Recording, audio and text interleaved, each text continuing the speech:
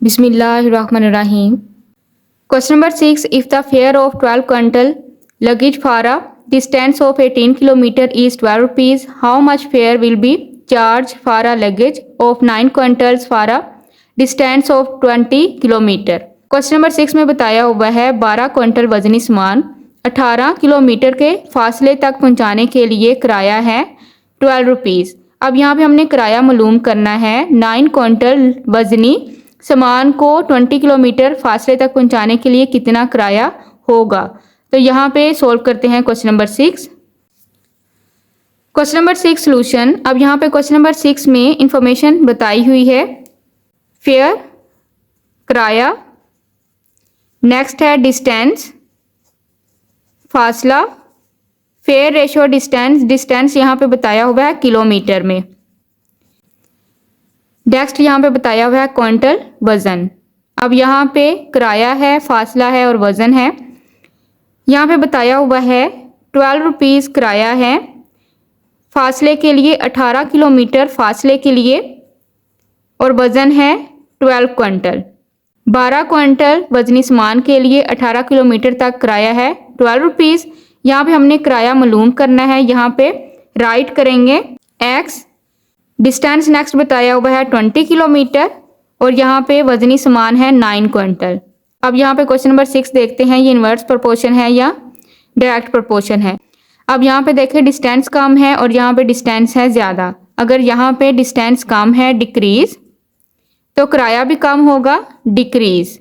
अब यहाँ पे अगर डिस्टेंस ज़्यादा होगा इंक्रीज़ तो यहाँ पे किराया भी ज़्यादा होगा इंक्रीज़। यानी कि डिस्टेंस ज़्यादा होने से किराया भी ज़्यादा है। तो यहाँ पे ये डायरेक्ट प्रोपोर्शन है। एक्स साइड का एरो आपने हमेशा ऊपर की तरफ ड्रा करना है। डायरेक्ट प्रोपोर्शन की वजह से सेकंड एरो भी ऊपर की तरफ ड्रा करेंगे। अब यहाँ पे देखें डिस्टेंस ज़्यादा होने की वजह से किराया भी ज़्यादा होगा तो ये डायरेक्ट प्रोपोर्शन है। दोनों एरो ऊपर की तरफ ड्रा करेंगे। अब यहाँ पे क्विंटल और किराए को देखेंगे। वज़न और किराए का यहाँ पे प्रोपोर्शन फाइंड आउट करेंगे। वज़न अगर यहाँ पे ज़्यादा है इंक्रीज़ तो किराया भी ज़्यादा होगा इंक्रीज़। अगर वज़न यहाँ पे ज़्यादा है तो किराया भी ज़्यादा होगा। वज़न कम होगा तो किराया भी कम होगा। तो यहाँ पे ये है डायरेक्ट प्रोपोर्शन। सेकंड एरो भी ऊपर की तरफ ड्रा करेंगे। एरो को देखते हुए यहाँ पे वैल्यूज़ को राइट करेंगे। टेल वैल्यू हमेशा ऊपर राइट की जाती है। यहाँ पे राइट करेंगे x divide by 12 is equal tail value है 20 divide by 18 multiply tail value है 9 डिवाइड बाई 12। यहाँ पे राइट करेंगे x is equal 20 multiply 9 multiply 12। यहाँ पे डिवाइड हो रहा है मल्टीप्लाई हो जाएगा डिवाइड बाय यहाँ पे राइट करेंगे 18 मल्टीप्लाई 12। 12 1 दा 12, 12 1 दा 12, 9 1 दा 9, 9 2 दा 18, 2 1 दा 2, 2 10 दा 20। अब यहाँ पे राइट करेंगे x is equal 10 fair 9 quintal वज़न है और यहाँ पे अगर 20 किलोमीटर डिस्टेंस हो 9 क्विंटल वज़न के लिए यहाँ पे किराया होगा 10 rupees. It is answer. Question number 7 14 masons can build a wall of 12 meters high in 12 days. How many masons will be needed to build a wall of 120 meters high in 7 days? Question number 7 में बताया हुआ है 14 मिस्त्री एक दीवार को तमीर करते हैं जो कि ऊंची है 12 मीटर 12 दिनों में। अब यहाँ पे हमने मालूम करने हैं कितने मिस्त्रियों की यहाँ पे ज़रूरत होगी 120 मीटर ऊंची दीवार को तमीर करने के लिए 7 दिनों में। सॉल्व करते हैं क्वेश्चन नंबर 7। अब यहाँ पे इंफॉर्मेशन है मिस्त्रियों की, यहाँ पे हाइट गिवन है वॉल की और यहाँ पे नेक्स्ट है डेज। क्वेश्चन नंबर 7 में मैसन्स बताए हुए हैं, मिस्त्री हैं, यहाँ पे राइट करेंगे मैसन्स। रेशो नेक्स्ट बताए हुए हैं वॉल, हाइट गिवन है वॉल की मीटर्स में। रेशो नेक्स्ट यहाँ पे गिवन है डेज। इंफॉर्मेशन है कि 14 मिस्त्री 12 मीटर ऊंची दीवार तमीर करते हैं 12 दिनों में। यहाँ पे हमने मालूम करना है कि कितने मिस्त्रियों की ज़रूरत होगी 120 मीटर ऊंची दीवार को तमीर करने में बनाने में 7 दिनों में। अब यहाँ पे सबसे पहले इन्वर्स और डायरेक्ट प्रोपोर्शन को देखेंगे। अब यहाँ पे देखें डेज ज़्यादा हैं, यहाँ पे डेज कम है। यहाँ पे है इंक्रीज और यहाँ पे है डिक्रीज़। ज़्यादा दिनों में कम मज़दूरों की ज़रूरत होगी, कम दिनों में ज़्यादा मज़दूरों की ज़रूरत होगी। तो यहाँ पे ये है डिक्रीज़ और ये है इंक्रीज़। अगर नंबर ऑफ़ डेज ज़्यादा हो जाएंगे तो नंबर ऑफ़ मेसन्स मिस्त्रियों की तादाद यहाँ पे कम हो जाएगी। तो यहाँ पे ये है इन्वर्स प्रोपोर्शन। एक्स साइड का एरो आपने हमेशा ऊपर की तरफ ड्रा करना है। इन्वर्स प्रोपोर्शन में सेकंड एरो नीचे की तरफ ड्रा करेंगे। अब यहाँ पे देखें वॉल की लेंथ है कम, डिक्रीज़। यहाँ पे वॉल की लेंथ है ज़्यादा, इंक्रीज़।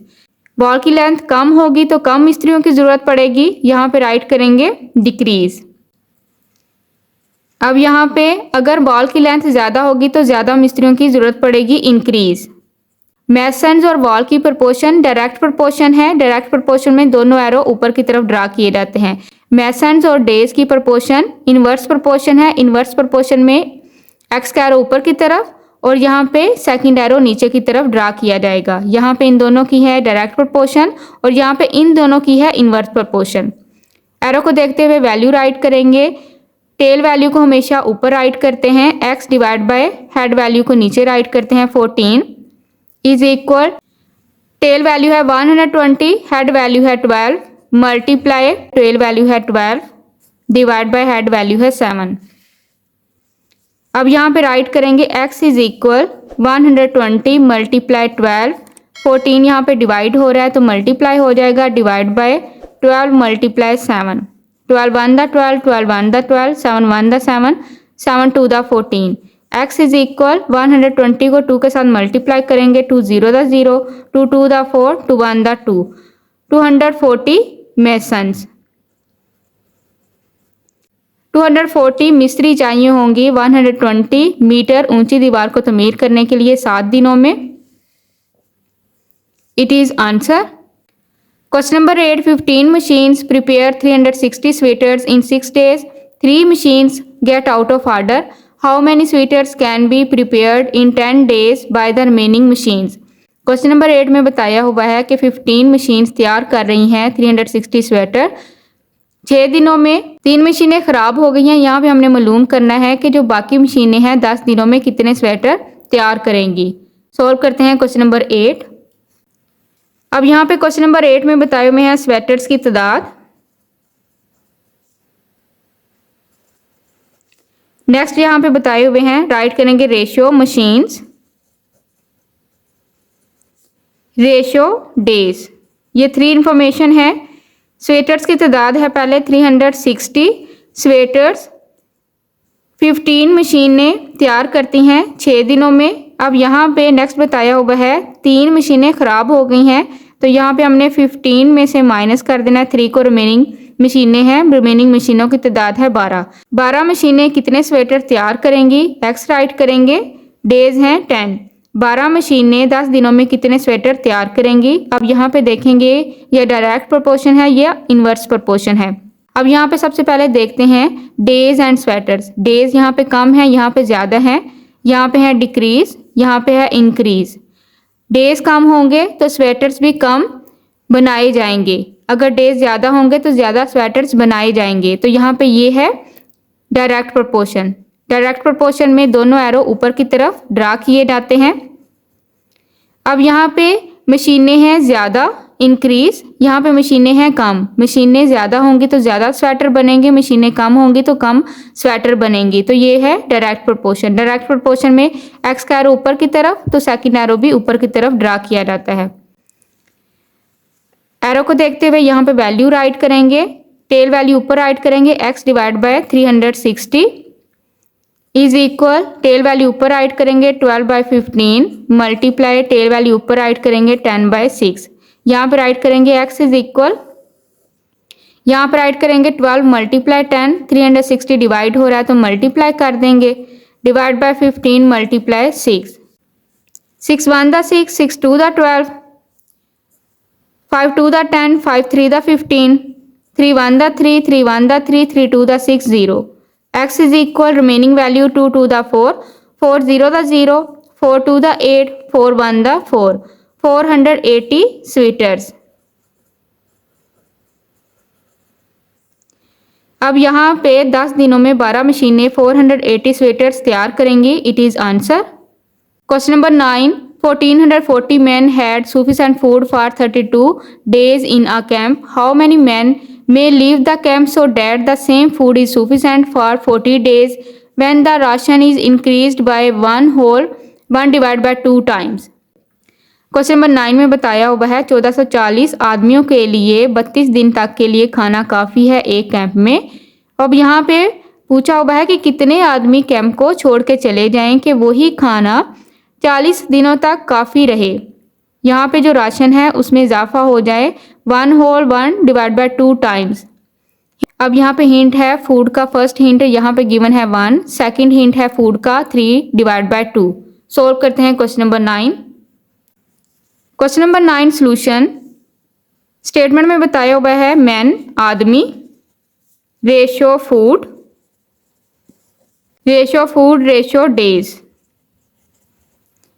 1440 आदमियों के लिए फूड की रेशो हिंट में गिवन है 1 और डेज हैं 32।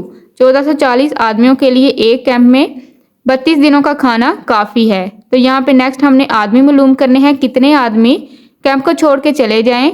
रेशो यहाँ पे गिवन है 3 डिवाइड बाय 2। अब यहाँ पे 3 डिवाइड बाय 2 को सोल्व करेंगे। 3 को सोल्व करेंगे, 2 पे डिवाइड करेंगे, 2 1 दा 2 माइनस करेंगे, रिमेनिंग वैल्यू 1, पॉइंट राइट करेंगे 0, 2 5 दा 10, रिमेनिंग वैल्यू 0। अब यहाँ पे इसको सोल्व करके वैल्यू आई है 1.5।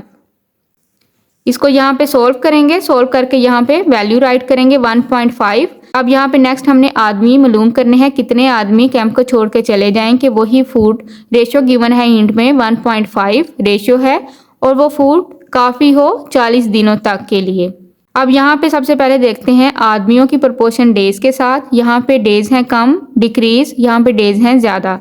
अगर दिन कम होंगे तो वही खुराक उन आदमियों के लिए ज़्यादा दिन यूज़ होगी, अगर दिन ज़्यादा होंगे तो वही खुराक उन आदमियों के लिए कम होगी। तो यहाँ पे राइट करेंगे डिक्रीज।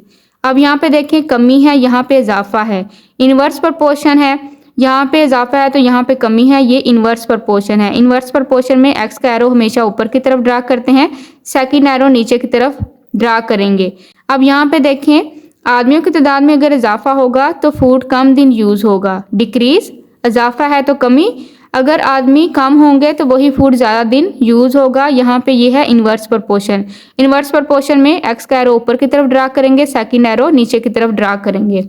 अगर आदमियों की तादाद में इजाफा होगा तो वही खाना कम दिनों के लिए यूज़ होगा। तो अगर आदमी कम हो जाएंगे तो वही खाना ज़्यादा दिन इस्तेमाल होगा। तो ये है inverse proportion.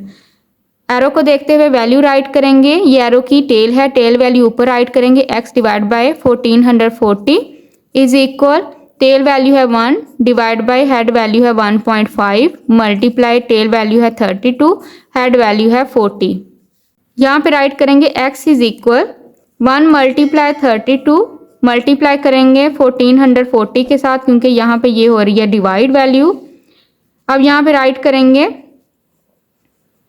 1.5 multiply 40, point of करेंगे, यहाँ पे राइट करेंगे x is equal 1 multiply point का 1 राइट करेंगे, 5 का 0 राइट करेंगे, मल्टीप्लाई 32 मल्टीप्लाई 1440 डिवाइड बाय यहाँ पे राइट करेंगे 15 मल्टीप्लाई 40। यहाँ पे 15 का हमने पॉइंट ऑफ किया है, 0 को 0 के साथ ऑफ करेंगे, 4 1 दा 4, 4 8 दा 32, 5 3 दा 15, 5 2 दा 10, 3 1 दा 3, 3 4 दा 12, 3 8 दा 24। यहाँ पे राइट करेंगे x is equal remaining value 2 8 दा 16, 16 को 48 के साथ मल्टीप्लाई करेंगे, 48 को 16 के साथ मल्टीप्लाई करेंगे तो वैल्यू आएगी 768। यहाँ पे राइट करेंगे 768 मैन। अब यहाँ पे आदमियों की तादाद है 768। क्वेश्चन में हमने फाइंड आउट करना है कि कितने आदमी कैंप को छोड़ के चले जाएं कि वही खाना 40 दिन तक काफ़ी हो। तो यहाँ पे राइट करेंगे मैन, लेफ्ट टोटल मैन है 1440, उसमें से माइनस करेंगे 768 इज इक्वल। अब यहाँ पे वर्किंग में 1440 में से माइनस करेंगे 768 1440 में से 768 को माइनस करेंगे, रिमेनिंग वैल्यू 672।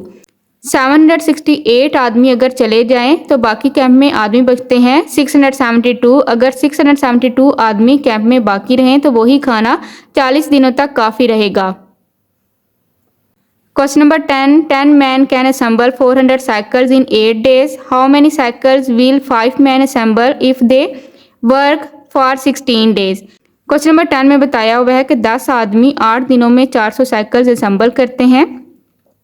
तो यहाँ पे हमने मालूम करना है कि 5 आदमी कितनी साइकिल्स असम्बल करेंगे, जोड़ेंगे या बनाएंगे 16 डेज में। सोल्व करते हैं question number 10। Question number 10 solution. अब यहाँ पे क्वेश्चन नंबर 10 में बताए हुए हैं साइकिल्स की तादाद, आदमी और डेज। अब यहाँ पे साइकिल्स बनते हैं या असेंबल होते हैं 400 साइकिल्स, आदमियों की तादाद है 10, डेज गिवन है 8। 8 दिनों में 10 आदमी 400 साइकिल असेंबल करते हैं। यहाँ पे नेक्स्ट बताया हुआ है आदमियों की तादाद है 5 आदमी 16 डेज में कितने साइकिल असेंबल करेंगे, जोड़ेंगे या बनाएंगे। तो यहाँ पे साइकिल्स की तादाद मालूम करनी है, राइट करेंगे x। अब यहाँ पे देखें डेज की तादाद है कम, यहाँ पे ज़्यादा है। कम दिनों में कम साइकिल असेंबल होंगे, ज़्यादा दिनों में ज़्यादा साइकिल असेंबल होंगे। डायरेक्ट प्रोपोर्शन है, एक्स का एरो आपने हमेशा ऊपर की तरफ ड्रा करना है। डायरेक्ट प्रोपोर्शन में सेकंड एरो भी ऊपर की तरफ ड्रा किया जाएगा। आदमी यहाँ पे ज़्यादा है, यहाँ पे कम है। आदमियों की तादाद अगर ज़्यादा होगी तो ज़्यादा साइकिल असेंबल किए जाएंगे, अगर आदमियों की तादाद कम होगी तो कम साइकिल असेंबल किए जाएंगे। डायरेक्ट प्रोपोर्शन है, डायरेक्ट प्रोपोर्शन में सेकंड एरो भी ऊपर की तरफ ड्रा किया जाता है। अब यहाँ पे ये एरो की टेल है, ये हेड है, टेल वैल्यू ऊपर राइट करते हैं। x divide by 400 is equal, tail value है 5 डिवाइड बाय हेड वैल्यू है 10, मल्टीप्लाई टेल वैल्यू है 16 डिवाइड बाय हेड वैल्यू है 8। यहाँ पे राइट करेंगे 5 मल्टीप्लाई 16, 400 डिवाइड हो रहा है तो यहाँ पे करेंगे मल्टीप्लाई डिवाइड बाय। अब यहाँ पे राइट करेंगे 10 मल्टीप्लाई 8, 0 को 0 के साथ ऑफ करेंगे। 8 1 दा 8, 8 5 दा 40, x is equal remaining value 5 5 दा 25, 25 को 16 के साथ मल्टीप्लाई करेंगे। 25 को 16 के साथ मल्टीप्लाई करेंगे तो वैल्यू आएगी 400। 400 साइकिल्स 16 दिनों में 5 आदमी असेंबल करेंगे। It is answer.